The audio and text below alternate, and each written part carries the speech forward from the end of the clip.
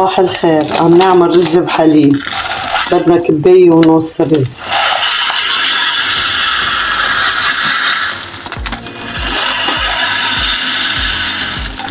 هيدا نص كباية بدي. هو كباية ونص رز بدنا نغسلهم. عم نغسلهم هلا بمي شرب. هن نضاف بس بنغسلهم مرة واحدة. نغسلهم.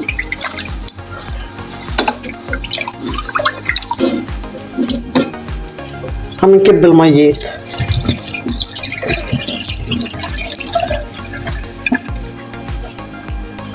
ضوي النار يعني مش قوية كتير.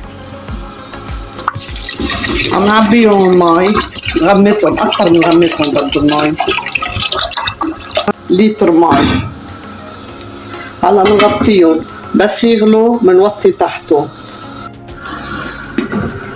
بلشوا يغلوا بنوطي تحتهم. نحركهم بنوطي تحتهم على نار خفيفة تينبتوا.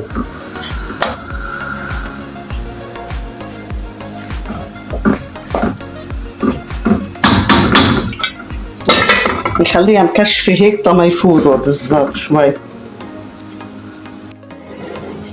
بهالوقت بنحضر الحليب. 10 معالق. 3 4 هاي 10. كباية ونص مي. حطينا كباية ونص مي. ما بنكتر مي لأما نرجع نسقطهم فوق الرز. كبايتين مي حطينا. رجعنا زدتلن مي. كبايتين مي بنحط. من بعد ما ذوبنا الحليب عم نحط 4 معالق كبار نشا. 2 3 وهي 4. بنذوبهم مع الحليب. نحركهم منيح كمان. بنذوبهم مع الحليب النشا. هاي مزهر عم نحط نص فنجان قهوة مزهر. موارد فنجان قهوة. موارد أكتر مزهر ما بنكتر. هاي فنجان قهوة موارد. بنذوبهم مع الحليب والنشا. مزهر وموارد بنذوبهم منيح.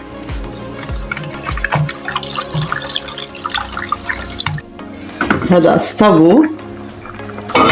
بدنا نحط سكر. 8 معالق كبار سكر. 2 3 هاي 8.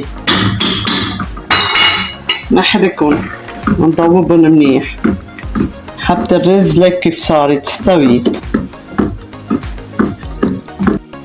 هلا من بعد ما ذوبنا السكر بدنا نسقط الحليب مع النشا والمواد والمزهر وبنحرك بسرعة. هلا من أول نار شوي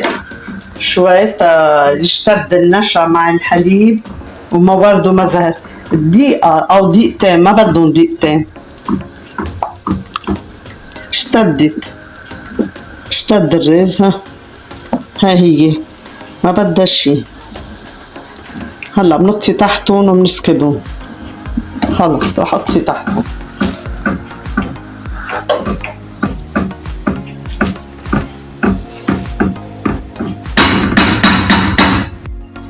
عم نسكبهم.